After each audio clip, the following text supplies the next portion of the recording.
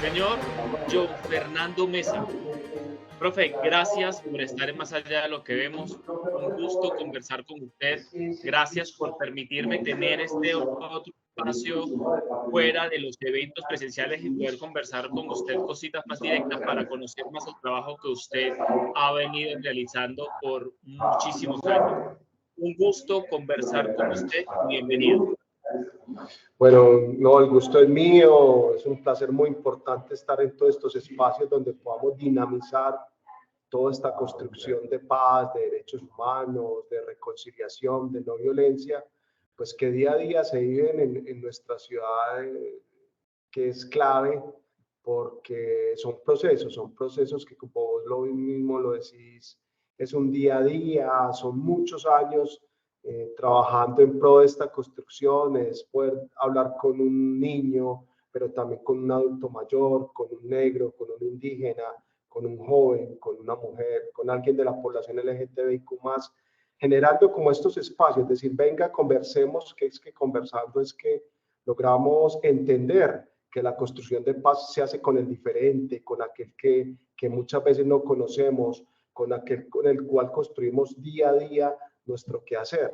Nosotros la tenemos muy claro, uno dice desde la cotidianidad del hogar, del trabajo, del estudio, pero también desde el parche del barrio, desde el parque, de la esquina, desde la cancha de fútbol, desde todos esos espacios construimos toda una visión de paz.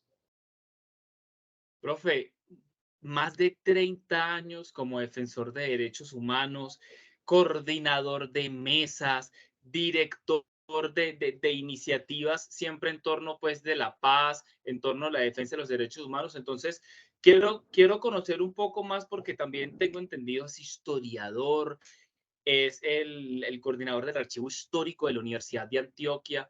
Entonces, ¿cómo ser historiador, trabajar en una de las alma mater más importantes que tiene el país y comenzar con todo este tema en pro de los derechos humanos?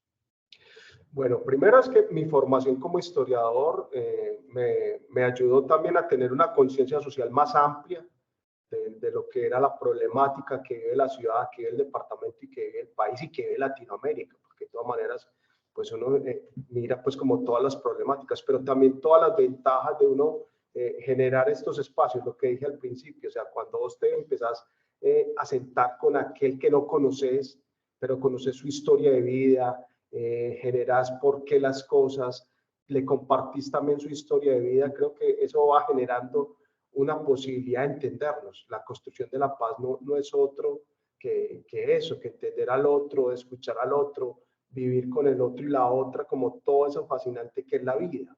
Porque al fin y al cabo lo que más anhelamos todos es la defensa y el respeto a la vida. Entonces, aquí no vale ni la identidad política, ni si yo soy de derecha o de izquierda.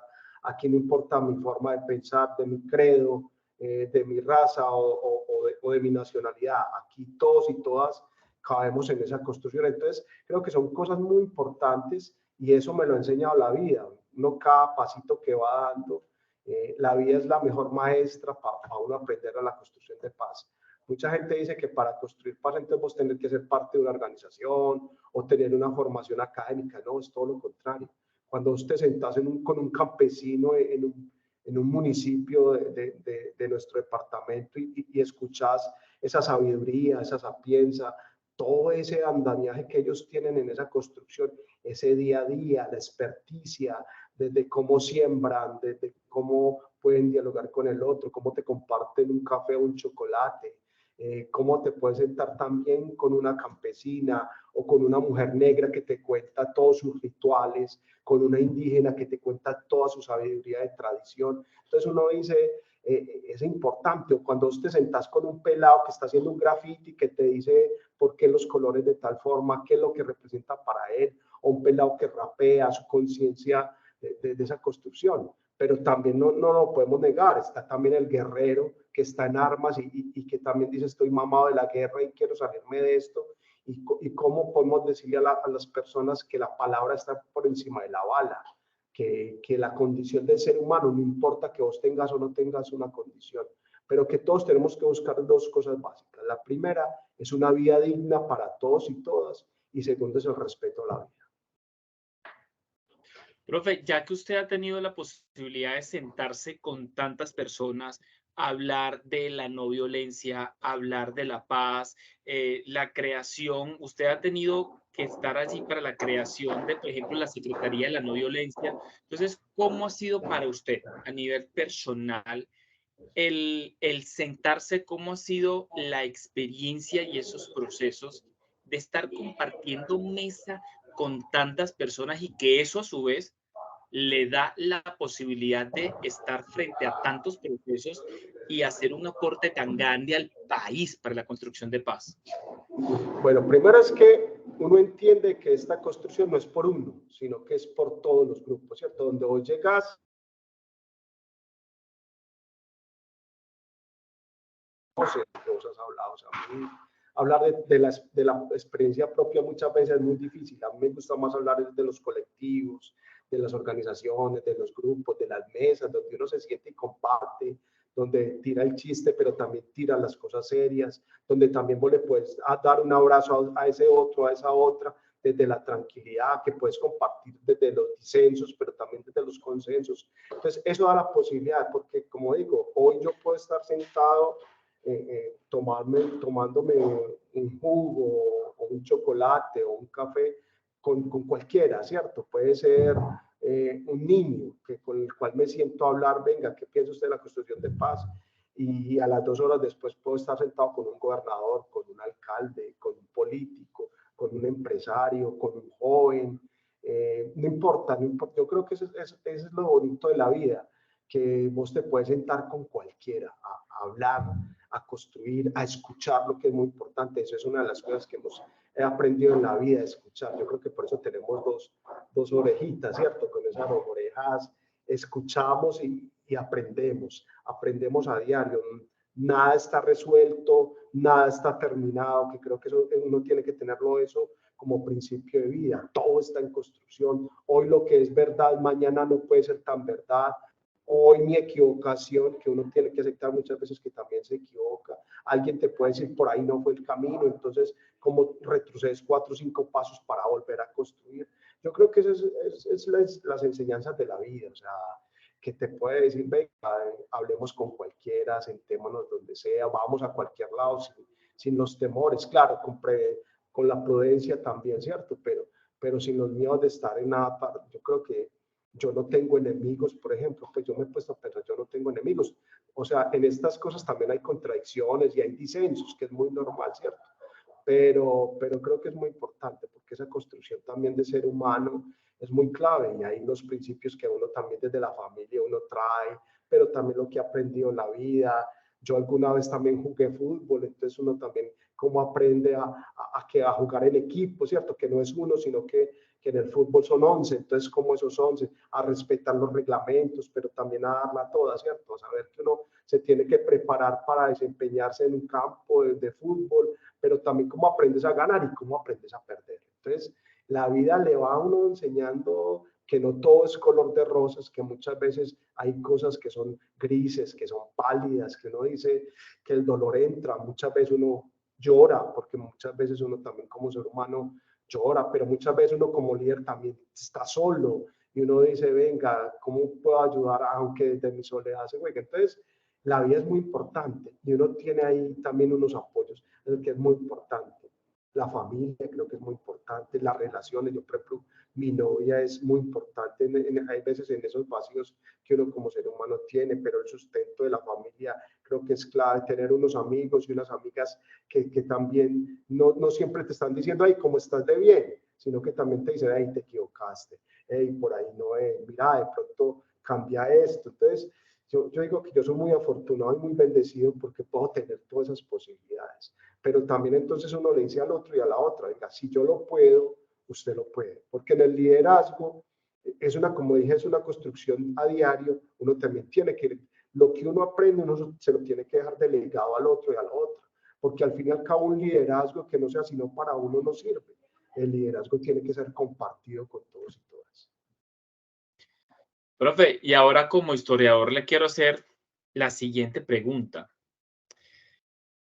Eh, Pues como extranjero también me interesaría mucho saber, creo pues que todo esto de los diálogos de la banda, de la paz, perdón, diálogos de paz, creo que más o menos han debido haber comenzado como con Pastrana, si no estoy tan equivocado, me tomo la osadía, pero desde ese primer momento que se tocó ese diálogo de paz hasta ahorita, ¿qué me puede decir como historiador? ¿Qué ha avanzado? ¿Cuáles son los cambios que se ha hecho? ¿Y cómo ha sido ese proceso durante todos estos años?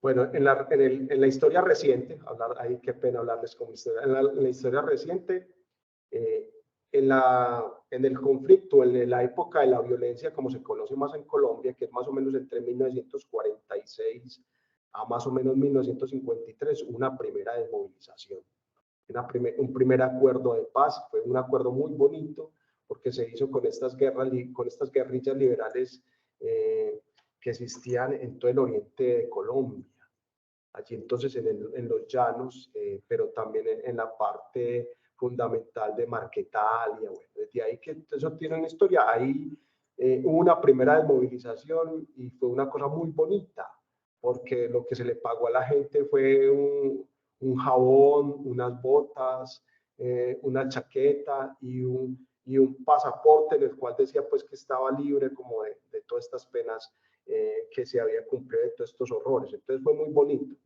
Luego, pues se da como todo el proceso de la liberación, o muchos dicen pues de lo que hubo en Cuba por allá en 1959, cuando el Che Guevara, cuando Fidel Castro, entonces se crean todas esas guerrillas en los años 60 aquí en Colombia. Hubo una producción de guerrillas de más o menos unas 4 o 5 guerrillas muy fuertes y unas pequeñas. Se da como todo ese proceso. Ya en los 80, pues empieza como toda una posibilidad de diálogos con el presidente Belisario Betancur. Allí hubo se creó la coordinadora guerrillera, con la coordinadora guerrillera donde estuvieron todas estas guerrillas y luego a partir de ahí se da como un proceso importante. Yo creo que en los 80 la sociedad civil colombiana empieza a ser consciente de que hay que parar la guerra y ahí empiezan diferentes organizaciones sociales, iglesias, a decir, venga, la construcción de paz es muy importante. Recordemos que en 1987 los jesuitas aquí en Colombia crean la Semana por la Paz. Entonces, imagínate, ya es un referente que empieza a jugarse. Ya en los 90 se dan como unos procesos de paz como muy claves, empiezan a haber desmovilizaciones, empiezan a haber unos diálogos más marcados en la construcción de paz, pero también se fortalecen las organizaciones sociales. Entonces, por ejemplo, en 1993 nace Red de Paz. Red de Paz es la Red Nacional de Iniciativas Ciudadanas por la Paz y contra la Guerra. Y allí empieza una explosión también muy importante de organizaciones sociales, organizaciones comunitarias, organizaciones barriales, organizaciones de base, a construir como todo este sueño de que hoy todavía tenemos de paz, ¿cierto? De que la paz sí era posible, de que esas agendas ciudadanas de paz, que es muy importante tenerlas en clave. Entonces, ¿cómo podemos escuchar a las mujeres con sus agendas de paz? ¿Cómo podemos escuchar a las poblaciones, a las negritudes, a los campesinos, a los indígenas? Todo empezó, o sea, veíamos cómo los niños, los jóvenes, la población LGTBI también empieza a mostrar cómo, venga, es que aquí nos están matando muchos de nosotros y de nosotros y de nosotros. ¿Cómo entonces podemos generar unos acuerdos? Y fue una explosión muy bonita porque entonces también los gobiernos se han visto en la necesidad de que las solicitudes que se hacen como sociedad civil, cómo empiezan a generar todos estos marcos de construcción de paz. ¿Qué creo que es importante en estos últimos 30 años en el país? Primero es que hoy ya todo mundo habla de derechos humanos. Hace 30 años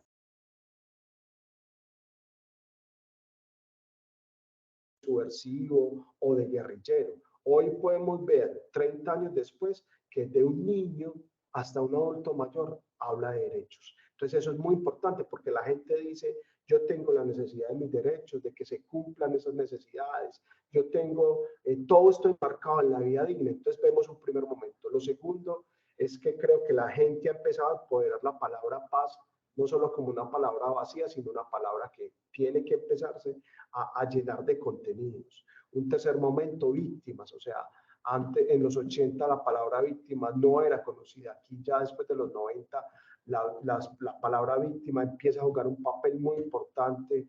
Empezamos a reconocer que aquí hay unos actores que han perjudicado a las víctimas. Empezamos a ver cómo el Estado también, a partir de diferentes acciones, empieza a crear espacios reales de oficinas donde las víctimas sean escuchadas. Hoy miramos pues con la tristeza, pero también con la posibilidad de generar unas cosas que en este país hay registrado más de 9 millones de víctimas en los últimos 30 años. Eso quiere decir que hay una conciencia de lo que son. Y tercero, ese tercero muy amplio, que ahí ya empezamos a trabajar palabras claves como la verdad. Recordemos que hace poco la Comisión de la Verdad dio su informe y a partir de ahí unas recomendaciones. Miramos que la palabra reconciliación. En este país se hablaba mucho de perdón y el perdón era expresarle algo a alguien y lo abrazaba y ya, ¿cierto? Pero hoy, por ejemplo, manejamos reconciliación. La reconciliación que está cargada de verdad, de justicia, de reparación, de no repetición, que es muy clave, de memoria, de derechos humanos. Entonces vemos que hay palabras que poco a poco la gente se va sintonizando con ellas, que va entendiendo. Tenemos cosas muy importantes. Yo digo que estos procesos de paz nos han ayudado a ser conscientes también de que si logramos que hay gente que se desmovilice, se le va a respetar la vida al otro, ¿cierto? Entonces, porque tenemos un hombre o una mujer menos en armas.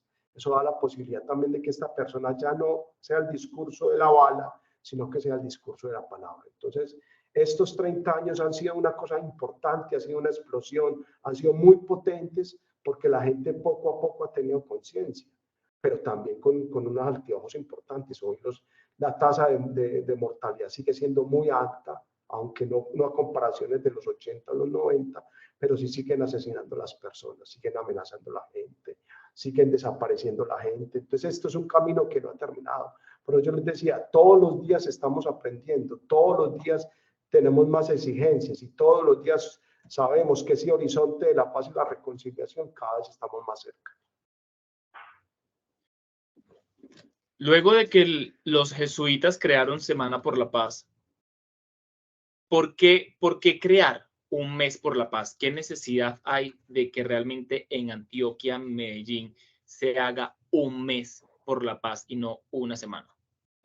Bueno, recordemos por allá en el 87, entonces para hacer un poco de memoria, los jesuitas con su programa por la paz crean la Semana por la Paz. En 1993 se la entregan a Red Paz y al episcopado colombiano y dicen, mire, esto ya no nos desborda a nosotros, ustedes continúan, ¿cierto? Entonces, de ahí empiezan todas las organizaciones, cada Semana por la Paz tiene un lema distinto. Por ejemplo, este año se va a llamar Juntanzas Creadoras de Paz. Cada lema nos va a mostrar como algo importante. Hoy la palabra juntanza para nosotros es muy importante. Entonces empieza a generar eso. Muchas organizaciones decíamos, en un mes no alcanzamos a hacer, en una semana somos muchas organizaciones y no alcanzamos a hacer cosas. Recordemos por qué también se utiliza esa Semana por la Paz, está enmarcada dentro del Día Nacional de los Derechos Humanos. El Día Nacional de los Derechos Humanos en Colombia es el 9 de septiembre, que entonces allí las organizaciones dijimos, no, venga. Recordemos que en Antioquia ya somos más de por ahí 100 organizaciones que nos juntamos para esto, entonces dijimos, venga, tiene que ser un mes que pensemos en varias fechas. Entonces allí dijimos, vamos a comenzar el mes, el 30 de agosto, que es el día contra la desaparición forzada. Allí previamente, del 28 en adelante, más o menos empiezan a hacer actividades. Luego, como vuelvo y repito, el 9 de septiembre pues es el Día Nacional de los Derechos Humanos. El 21 de septiembre es el Día Internacional de la Paz. Entonces allí con organizaciones, con las agencias de Naciones Unidas hacemos siempre un evento importante. El 2 de octubre es el Día de Gandhi, o sea que invitamos la no violencia. Y el 4 de octubre es el Día de San Francisco de Asís. Recordemos que en Asís, en Italia, todas las religiones o todas las congregaciones de fe se reúnen para hacer una oración universal. Pues nosotros ese día, también aquí en Antioquia, hacemos como esa oración universal. Entonces, si vemos, extendemos más de un mes, porque pues del 30 de agosto al 4 de octubre, pero podemos generar que muchas organizaciones generen actividades, entonces, bienvenido a estos espacios donde no se habla de una semana, sino se habla de un mes Y muy importante, por ejemplo, la Asamblea de Antioquia el año pasado institucionalizó en Antioquia el Mes por la Paz. Hoy, que es muy importante hoy el día de esta entrevista, que creo que es muy clave, se acaba de institucionalizar en el distrito de Medellín, acabo de venir del Consejo de Medellín, concejales y concejalas, 15 votaron en favor de este proyecto y uno solo dijo, no estoy de acuerdo con ese proyecto. Entonces, muy importante que esta institucionalidad empiece a jugar, porque entonces para el próximo Mes por la Paz vamos a tener ya unos recursos más fijos, vamos a tener un respaldo político más amplio. Entonces, es un motivo de alegría, pero también de decir, es un reto importante, porque es seguir diciendo que la construcción de paz todos los días tiene que ser para todos, todas y todos. Profe, y ahora, después de esta maravillosa noticia, yo ya luego de que la está haciendo pública usted, gracias a Dios es en este espacio tuve la dicha y la oportunidad de que de que se dijera acá. Primero, Ahora, claro. pero por supuesto, hombre, ni que lo hubiésemos coordinado, pues. Ahora le pregunto, ¿cómo ahora llega usted a la coordinación de Redepaz? O sea, cuando usted llegó a la coordinación de Redepaz, lo primero que dijo fue ¿qué? A ver, ese reto, asumir ese reto y enfrentarlo hasta el sol de hoy. Bueno, esta historia es bonita. O sea, la Mesa por la Vida de Medellín es como como la que le da el piso a la construcción de paz, a Red de Paz en Antioquia, ¿cierto? Claro, también tenemos mucha gente que trabaja en las subregiones de Antioquia. Recordemos que Antioquia tiene 9 subregiones, pues las subregiones. Pero con la Mesa por la Vida es muy bonito. O sea, yo iba a un grupo juvenil en una parroquia, pues yo soy católico, y el sacerdote me dice, mire, por allá se acaba de crear un espacio que trabaja derechos humanos y trabaja por la paz. ¿Usted por qué no va y mira cómo es? Y yo, bueno, padre, yo voy. Yo llegué a la pastoral social y me dicen, vea, esta es la Mesa por la Vida. Entonces eso había mucha gente, muy bacana. Y pues yo tenía conceptos de derechos humanos, yo tenía conceptos de paz, pero dijimos, venga, no, había mucho pelado. En esa época yo estaba flaquito y tenía pelo. Entonces, era una cosa muy bacana porque entonces hubo una organización que se llama la Corporación Región. La Corporación Región dijo, mire, nosotros podemos capacitar a todos estos muchachos en torno a esto, es bacano. Entonces nos dieron formación en derechos humanos, nos dieron formación en construcción de paz, y ahí fuimos como aprendiendo. Entonces, claro que hoy lo sigo haciendo, pero esa época yo no era el coordinador, pues tenía que llevar las cajas, hoy lo sigo haciendo, transportando las cajas, repartiendo los refrigerios, ayudando como con todo. Entonces, claro, era aprender ese cuento, ¿cierto? Era decir, yo no soy el que aparezco en medios, pero sí había un coordinador, una coordinadora que aparecía en medios. Entonces fue también una escuela, ¿cierto? Fue ir aprendiendo poco a poco. Y por eso yo digo, hoy yo le tengo que seguir enseñando y dando lo que a mí me enseñaron a la gente que está alrededor. Porque al fin y al cabo llegará un momento en que yo tengo que dar un paso al costado, pero es muy bonito porque uno ha tenido eso. Entonces, cómo se relaciona uno con el otro, con otra organización, con otra gente, y poco a poco lo van a ir a uno conociendo. Y ya llega un momento en que la gente me dice, no, yo creo que usted ya está preparado, venga, coordine, ¿cierto? Entonces, pero eso tiene que ser un trabajo a diario, eso no es porque uno se tiene que seguir capacitando, uno tiene que seguir estudiando, uno tiene que seguir hablando con la gente, uno tiene que decir por qué seguimos acá, pero va a llegar un momento también en que uno va a decir, no, venga, ya es justo que alguien más esté. Entonces, ese es como un camino muy importante, porque en ese camino, como vuelvo y digo, en esa construcción entonces ha abierto puertas, pero uno también le toca sentarse muchas veces con ese otro que piensa distinto. Hay una teoría muy bacana que habla de los diálogos improbables, ¿cierto? En esos diálogos improbables, uno cómo se sienta con ese otro que muchas veces no conoce nada de construcción de paz y ataca la paz. Entonces uno también es escucharlo a él y a ella, ¿por qué no? ¿Por qué no? ¿Por qué no podemos hablar? Venga, que si hay espacios reales, venga, sentémonos a esa construcción. Entonces, ha sido un proceso muy importante, un proceso que ha estado acompañado y rodeado de mucha gente. Yo vuelvo y repito, no es uno, somos muchos. Yo, o sea, mi marca no soy yo, mi marca es Redepaz. Entonces, donde yo voy, pues ya no me ven como John Fernando, sino me dicen, este es de Red Paz. Entonces es muy bacano porque el buen nombre de la organización hay que conservarlo, hay que seguirlo sembrando, hay que seguirlo regando, porque los frutos se ven, ¿cierto? Pero esos frutos, la semilla continúa. Entonces yo tengo muchos compañeros y compañeras alrededor que yo aspiro que alguno de ellos pues siga como esta misma línea de coordinación. Entonces ha sido muy bonito, pero sigue, vuelvo y repito, el proceso de formación sigue, todos los días aprendemos, todos los días construimos con este otro que muchas veces se siente que no es capaz. Y yo les digo, mire, yo alguna vez llegué como usted aquí a este espacio, sin mucho conocimiento, pero con muchas ganas de aportar. Y eso es lo importante.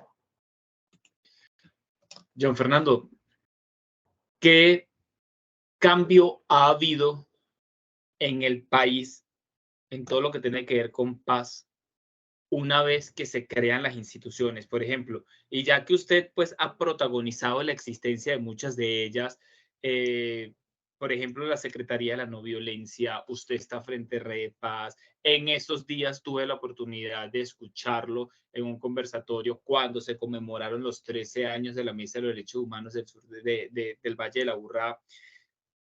Usted está frente a muchas cosas. ¿Qué cambio ha habido en el país y cómo ha sido el proceso de solidificar las bases en Colombia de todas estas organizaciones? Bueno, primero es que hemos visto que la gente cada vez se da cuenta que la guerra no es la solución, que cada vez tenemos que defender más la vida. Eso ha llevado a que la institucionalidad empiece a tener cambios. Es normal que estos cambios, recordemos que la paz muchas veces la gente lo mira como imaginarios. Y los imaginarios hay que irlos cambiando poco a poco, ¿cierto? Eso, la gente habla de que hay que cambiar 3 o 4 generaciones para lograr como una visión complementaria en torno a la construcción de un ideal, en este caso el ideal de la paz. ¿Qué hemos visto? Que los gobernantes poco a poco han visto que este camino es clave, entonces han creado institucionalidad. Entonces vemos cómo se crean secretarías que trabajan la paz o que trabajan los derechos humanos, que también hay instancias de participación ciudadana a nombre de ley. Por ejemplo, están los consejos municipales de paz, en el cual yo hago parte del Consejo Municipal de Paz de Medellín, pero también en el Consejo Municipal, perdón, el Consejo Departamental de Antioquia.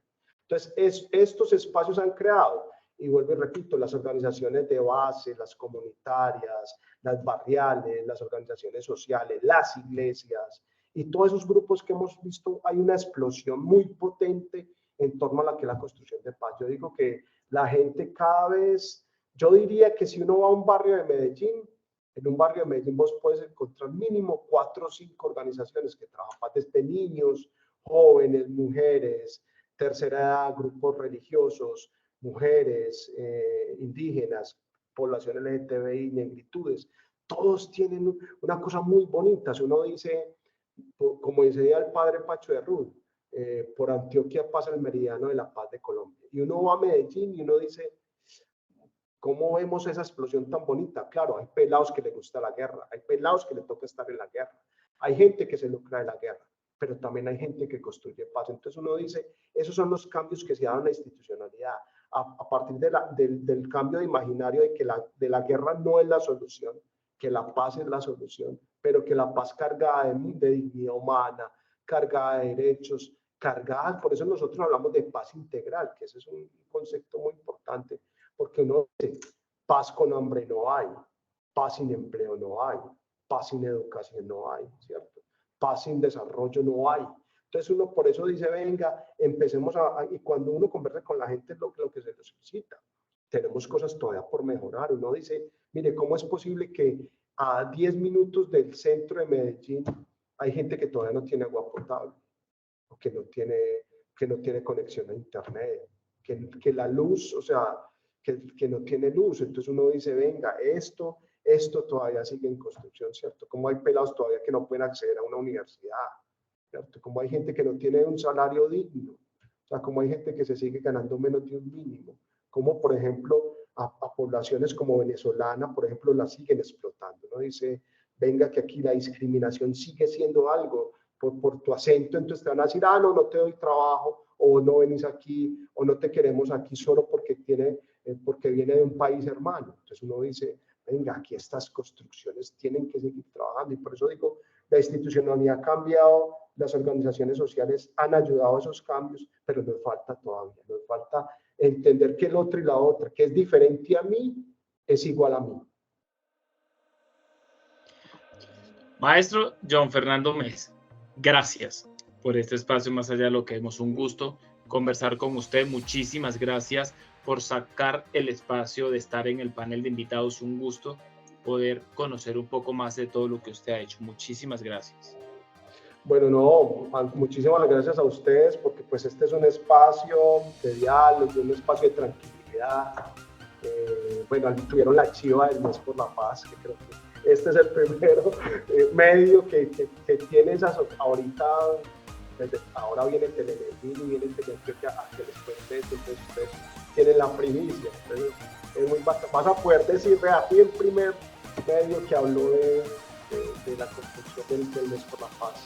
Entonces, no, muchas gracias, por aquí siempre dispuestos a colaborar, a seguir hablando de esto que me interesa, de esto que potencia la vida, de que podemos decir que esa construcción de paz no es vano. Este mismo espacio quiere decir que la paz sí es posible, porque estamos dialogando, porque estamos construyendo, porque nos estamos contando, porque no tenemos miedo a decir las cosas, no tenemos rabo de paja para contar las cosas, podemos hablar tranquilamente de cualquier tema. Entonces, no, muchas gracias por este espacio, y que seguramente mucha gente que ha pasado por aquí, toda la que va a seguir pasando, encuentra en este espacio un espacio cálido, tranquilo, de apertura y de escucha.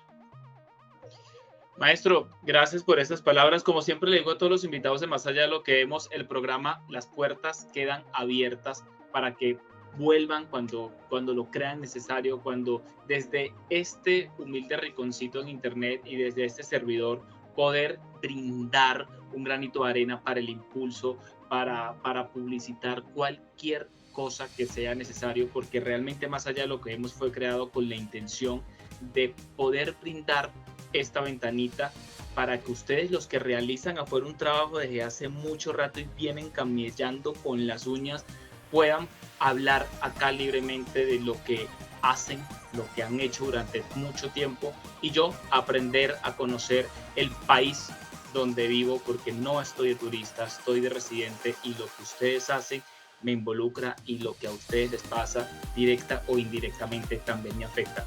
Maestro, no le quito más tiempo, muchísimas gracias, que siga con sus maravillosos comunicados de prensa, y nos vemos el miércoles en la reunión de Mes por la Paz en el Museo Casa de la Memoria. Muchísimas gracias. Bueno, gracias, y después tendremos un espacio para hablar del Mes por la Paz. Claro que sí, que esté muy bien. Feliz tarde. Chao.